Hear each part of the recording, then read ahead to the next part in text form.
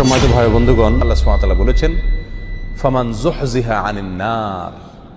দুনিয়াতে যত সফলতা অর্জন করুক না কেন মানুষ, এটা চূড়ান্ত সফলতা নয়, সাময়িক সফলতা।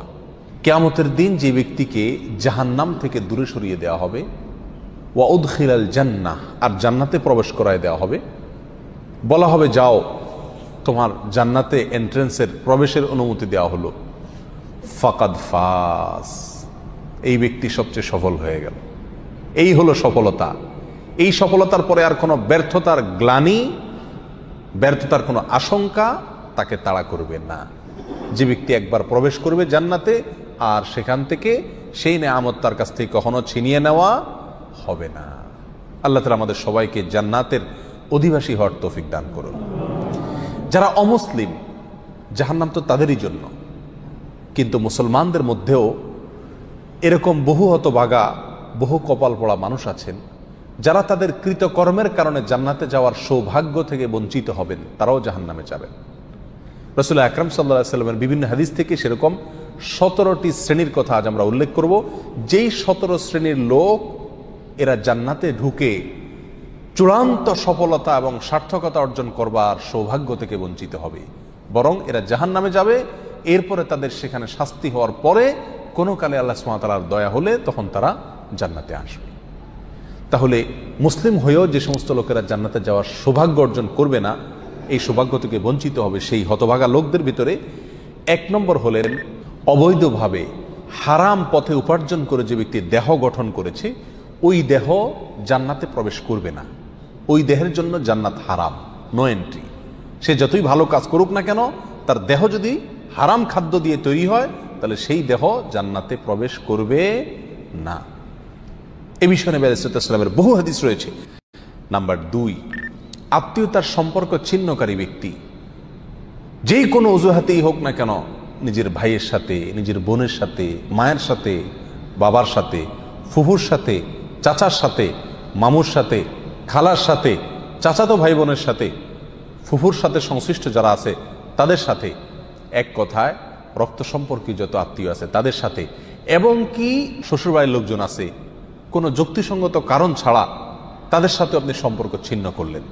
আত্মীয়র সাথে সম্পর্ক যে ব্যক্তি ছিন্ন করে, এই ব্যক্তির জন্য জান্নাতে প্রবেশের সুযোগ নাই। নবী আলাইহিস সালাম বলেছেন, লা ইয়াদখুলুল জান্নাতা কাতি', যে ব্যক্তি আত্মীয়তার সম্পর্ককে ছিন্ন করে ফেলে, কোনো সম্পর্ক রাখে না, কথাবার্তা বন্ধ করে দেয়, উঠা বসা বন্ধ করে দেয়, এই ব্যক্তি জান্নাতে প্রবেশ করবে না। আপনার জান্নাতে যাওয়ার স্বার্থেই আপনাকে রক্ত সম্পর্ক আত্মীয়দের সাথে কি করতে হবে? সম্পর্কটাকে রক্ষা করে রাখতে হবে। তৃতীয়ত, মুসলিম হয়েও যে ব্যক্তি জান্নাতে প্রবেশ করতে পারবে না ভাই, তিনি হলেন ওই ব্যক্তি যে তার প্রতিবেশীকে কষ্ট দেয়। পাশের জমিনওয়ালার আইল ঠেলাঠেলি করে, পাশের বাড়ির লোকের ছাদের উপরে ময়লা ফেলে, জোরে সাউন্ড দিয়ে গান শুনে পাশের প্রতিবেশীর কষ্ট হয়। এক কথায় প্রতিবেশীকে যারা কষ্ট দেয়, এই লোকগুলো জান্নাতে যাবে না। এ বিষয়ে সহিহ মুসলিমের ভিতরে সুস্পষ্ট হাদিস রয়েছে, যে হাদিসের আলোকে জানা যাচ্ছে যে যে ব্যক্তি তার প্রতিবেশীকে কষ্ট দেয়, সে জান্নাতে প্রবেশ করতে পারবে না। অতএব আমার আশেপাশে যারা বসবাস করবে, প্রতিবেশী যারা থাকবেন, তাদের সাথে সম্পর্ক ভালো রাখার চেষ্টা করতে হবে। সম্পর্ক ভালো রাখতে পারেন আর না পারেন, অন্তত আপনার কোনো আচরণ দ্বারায়, আপনার কোনো কাজ দ্বারা যেন তাদের কোনো কষ্ট না হয়। নাম্বার 4, মা বাবার অবাধ্য সন্তান। যেই সন্তান তার মা বাবার ন্যায্য নির্দেশকে অমান্য করে, লঙ্ঘন করে, পাত্তা দেয় না, মানে না, এই সন্তানের জন্য জান্নাত নিষেধ।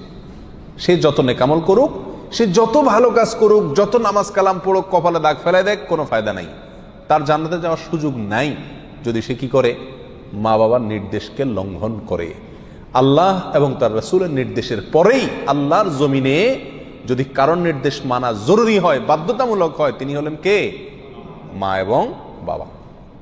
যদি তারা আল্লাহর নির্দেশের বাইরে কিছু করতে বলে, অন্যায় করতে বলে, তাহলে সেটা মানা যাবে না। অযৌক্তিক কিছু করতে বললেও সেটা মানা যাবে না, কিন্তু যুক্তিসঙ্গত যত নির্দেশ করবে সেটা আপনাকে মানতে হবে। আর যদি সেটা মানা আপনার জন্য অসম্ভব হয়, আপনার সাধ্যের বাইরে কোনো কিছু নির্দেশ করে, তাহলে তো আর আপনার কিছু করার নাই। তবে কোনো অবস্থাতে ব্যবহার খারাপ করা যাবে না। মা বাবার সাথে যারা সম্পর্ক নষ্ট করে, তারা জান্নাতে যেতে পারে না। মুস্তাদরাক হাকিমের বিষয়ে হাদিস রয়েছে। নাম্বার 5, মুসলমান হয়েও যারা জান্নাতে যেতে পারবে না তাদের ভিতরে 5 নম্বর ব্যক্তি হলো ভাই অশ্লীল ভাষায় কথা বলে, যে গালিগালাজ করে, যে কথায় কথায় আজে বাজে মন্তব্য করে এবং উগ্র মেজাজি, মানুষকে সবসময় দমায় রাখার চেষ্টা করে, দাবায় রাখার চেষ্টা করে, কখনো মানুষকে পাত্তা দেয় না, সাইড দেয় না, সবসময় সেই উপরে থাকার চেষ্টা করে, গোয়ার কিসিমের লোক যেটাকে বলা হয়।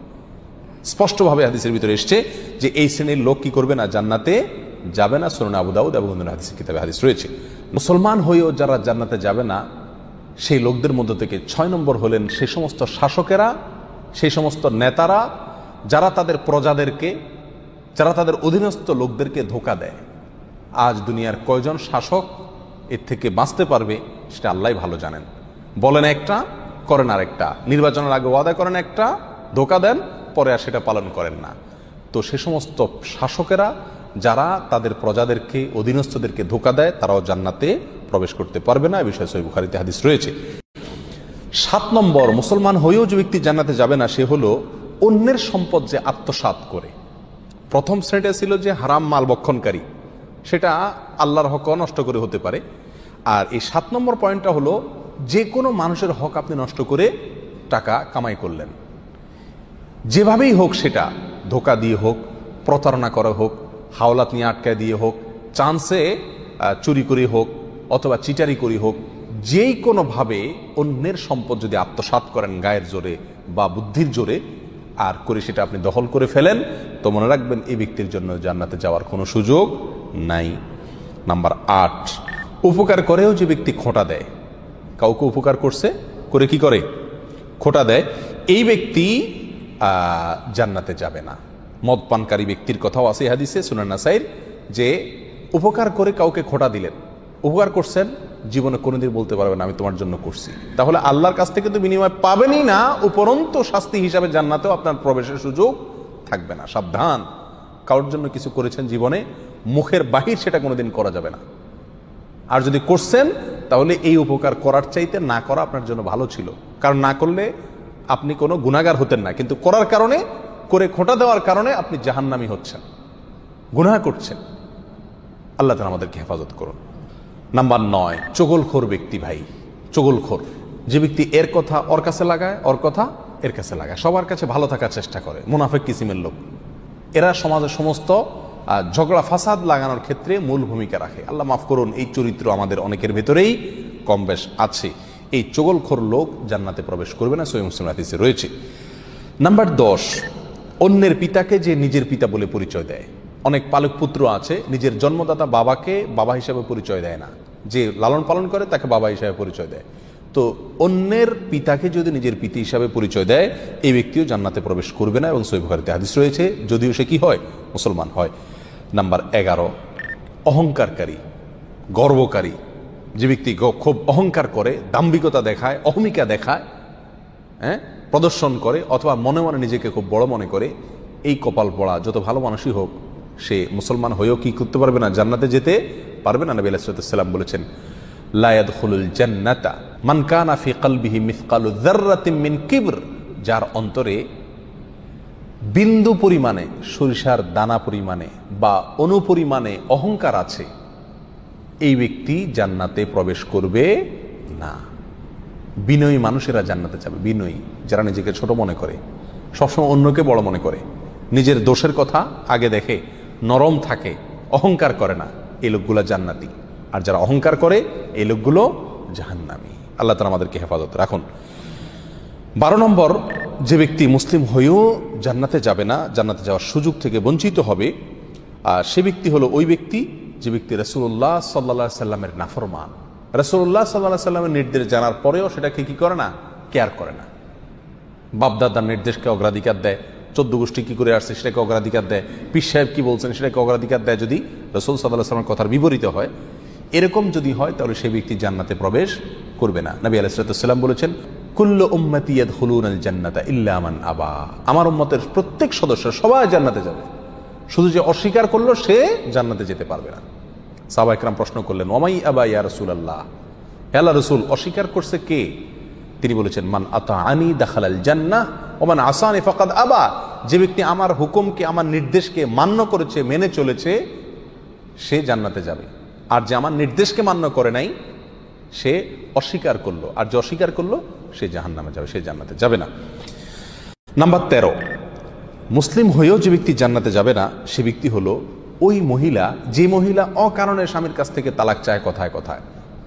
আমাদের মা বোনদের ভিতরে অনেকের ভেতরে এই চরিত্র আছে, এই দোষ আছে, কথায় কথায় স্বামীর কাছ থেকে তালাক চায়। এর আগে এক আলোচনায় বলেছিলাম, ইবলিস শয়তানের কাছে সবচেয়ে প্রিয় কাজ, যেই কাজে ইবলিস শয়তান সবচেয়ে বেশি খুশি হয়, সেটা হলো একটি দাম্পত্য জীবনে যখন বিচ্ছিন্নতা এসে যায়, স্বামী স্ত্রীর ভিতরে যখন বিচ্ছেদ ঘটে যায়, তখন শয়তান সবচেয়ে বেশি খুশি হয়। একজন মানুষ হত্যা করলে, একজন মানুষ মদ পান করলে, একজন মানুষ চুরি করলেও শয়তান এত খুশি হয় না যত খুশি হয় পারিবারিক জীবনে বিচ্ছিন্নতা ঘটে গেলে। এই জন্য এই বিচ্ছিন্নতা চাওয়া, তালাক চাওয়া, এটাও দোষের বিষয়। কোনো মহিলা যদি রাগের কারণে তালাক চায় স্বামীর কাছে কথায় কথায়, তাহলে এরাও জান্নাতে প্রবেশ করবে না। আল্লাহ তাআলা আমাদের মা বোনদেরকে হেফাজত করুন। সুনানে তিরমিজিতে এই বিষয়ে হাদিস রয়েছে। নাম্বার 14, মুসলিম হয়েও যারা জান্নাতে যাবে না তারা হলো দুনিয়ার উদ্দেশ্যে যারা ইলম অর্জন করে। দুনিয়ার উদ্দেশ্যেই কি করে? ইলম অর্জন করে। কোরআন হাদিস শিখে পয়সা কামাই করার জন্য, চাকরি করার জন্য, বা এটা বিক্রি করে খাওয়ার জন্য, এই ধান্দা যদি ইলম অর্জন করে তাহলে সে ব্যক্তিও জান্নাতে প্রবেশ করবে না। যদি কেউ দুনিয়াতে ইলম শিখে কিসের জন্য? দুনিয়ার কোনো ধান্দা, দুনিয়ার কোনো উদ্দেশ্যে, মানুষের কাছে বড় সাজবে, মানুষের কাছে মর্যাদা পাবে, সম্মান পাবে, মৌলানা সাহেব হবে, মুফতি সাহেব হবে, বক্তা সাহেব হবে, টাকা পয়সা কামাবে, দাওয়াত টাওয়াত খাবে, এই ধান্দায় যদি কোনো মৌলবী হয়, কোনো মানুষের ইলম শিখে, তাহলে সে ব্যক্তিও জান্নাতে যেতে পারবে না। আল্লাহ তাআলা আমাদেরকে হেফাজত করুন। নাম্বার 15, যে ব্যক্তি মাথায় কালো কলব ব্যবহার করে, চুলের মধ্যে, দাড়ির মধ্যে পিওর কালো কলব, যেখানে কোনো প্রকার মেহেদি টেদির মিক্সও নাই, একেবারে পিওর কালো কলব ব্যবহার করে, এই ব্যক্তিও জান্নাতে যাবে না। সূরা নাসা হাদিস রয়েছে। নাম্বার 16, রিয়াকারী ব্যক্তি, যে ব্যক্তি আমল করে, ভালো কাজ করে মানুষকে দেখানোর জন্য। বিশেষ করে আজ প্রিয় ভাইরা, অর্থনৈতিক যত ইবাদত আছে এগুলোর ভেতরে উদ্দেশ্যের অসাধুতা প্রচণ্ড পরিমাণে থাকে। আমরা এগুলো করি, অথচ ধান্দা থাকে মানুষ আমাকে বাহবা দিবে, আমাকে দানবীর বলবে, বা সবাই জানবে যে আমি দান টান করি, সবার কাছে আমি এটা ভালো সাজবো, এই একটা মানসিকতা কাজ করে। এটাকে রিয়া বলা হয়, লৌকিকতা বলা হয়। আপনি কোনো নেকামল, কোনো ভালো কাজ, সেটা অর্থনৈতিক হোক আর শারীরিক ভালো কাজ হোক, এটা করে যদি মানুষকে দেখানোর উদ্দেশ্যে করে থাকেন, তাহলে সেই আমলটি নেকামল হয়ে আপনার জন্য জান্নাতে যাওয়ার কারণ হওয়া তো দূরের কথা, এটি বরং আপনাকে জাহান্নামে নিয়ে যাবে। এটা শিরকে আসগর। নবী আলাইহিস সালাম বলেছেন, আখেরি জামানায়, শেষ যুগে, কিয়ামতের আগে দাজ্জালের যে আতঙ্ক হবে, যে আতঙ্কে তার ভেলকিতে অনেক মুসলমান অমুসলমান হয়ে যাবে, ঈমান হারা হয়ে যাবে।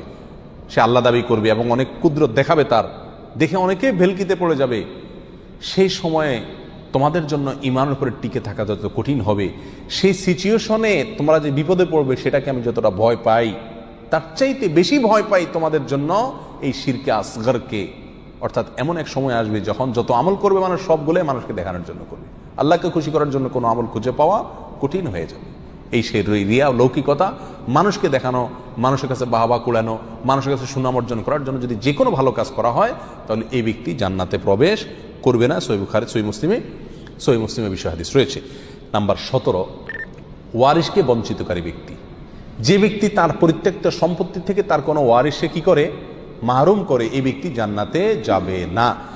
সুনান ইবনে মাজাতে এই বিষয় হাদিস রয়েছে। সম্মানিত ভাইয়েরা, কোনো ওয়ারিশ, আপনার কোনো সন্তান, আপনার কোনো ওয়ারিশ, সে যদি অন্যায় করে, আপনাকে শরীয়ত অধিকার দেয় নাই এটা বলে যাওয়ার যে আমি মরার পরে তাকে আমার কোনো সম্পত্তির ভাগ দিবা না। বহু মা বাপ এই কাজটি করেন, অনেক অভিভাবকরা এই কাজটি করেন, বলে যান মৃত্যুর আগে আমি মারা যাওয়ার পরে সে আমার লাশের কাছে আসবে না, আমার জানাজা পড়তে আসবে না, সে এগুলোর চেয়ে বড় কথা হলো সে আমার সম্পত্তিতে কোনো ভাগ পাবে না, সেজন্য ভিটাতে না আসে।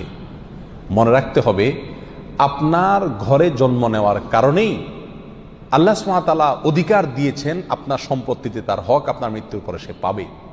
সে যদি মন্দ হয় তার হিসাব আল্লাহ নেবেন, কিন্তু আপনি তাকে পরিত্যক্ত সম্পত্তি থেকে বঞ্চিত করার অধিকার আপনাকে ইসলাম দেয় নাই। কোন সন্তানকে তেজ্য পুত্র করা এই জন্য শরীয়তের কাছে গ্রাহ্য বিষয় নয়।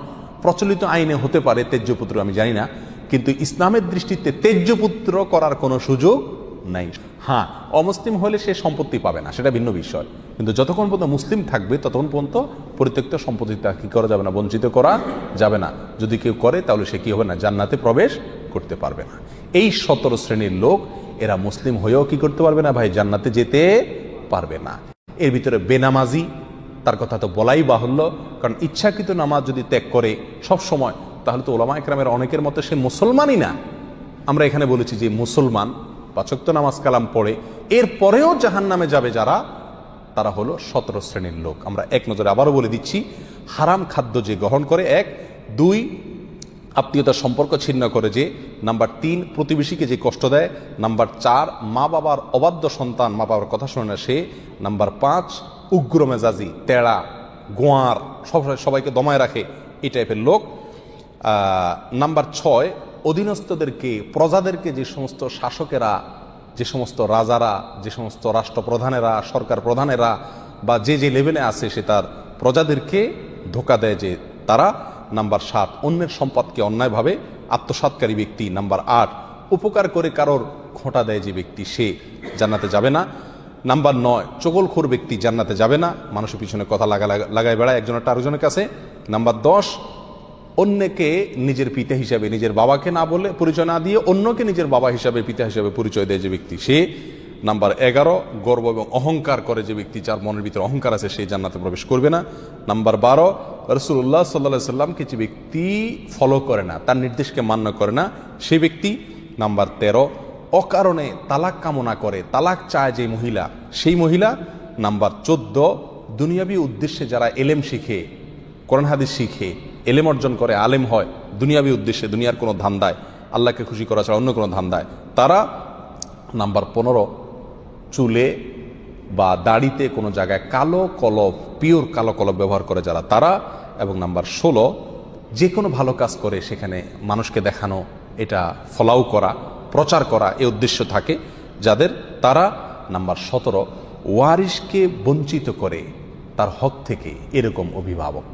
এই শ্রেণীর লোকেরা মুসলমান হয়েও জান্নাতি হতে পারবে না। আল্লাহ তাআলা আমাদের সবাইকে এই দুর্ভাগাদের তালিকা থেকে আমাদের নামগুলোকে বের করে আনার তৌফিক দান করুন। চেষ্টা করব এই 17 শ্রেণীর কোনোটিতে যাতে আমার নাম না থাকে, এটাকে টাঙায় রাখবো, ঝুলায় রাখবো লিস্টটাকে, এবং আমার ভেতরের কোনো পয়েন্ট আছে কিনা সেটা দেখে যাচাই করে সেখান থেকে নিজেকে বের করে আনবো ইনশাআল্লাহ। এরপরে আল্লাহ সুবহানাহু ওয়া তাআলার কাছে জান্নাত চাইতে পারবো, আশা করতে পারবো জোরালোভাবে। আল্লাহ সুবহানাহু ওয়া তাআলা আমাদের সবাইকে আখিরাতে কিয়ামতের দিন একেবারে ফার্স্ট চান্সে, প্রথম চান্সেই জান্নাত যেন আমরা লাভ করতে পারি, জাহান্নাম থেকে মুক্তি নসিব যেন হয়, সেই তৌফিক দান করুন। জাযাকুমুল্লাহ ওয়া আখিরু দাওয়ানা আলহামদুলিল্লাহি রাব্বিল আলামিন।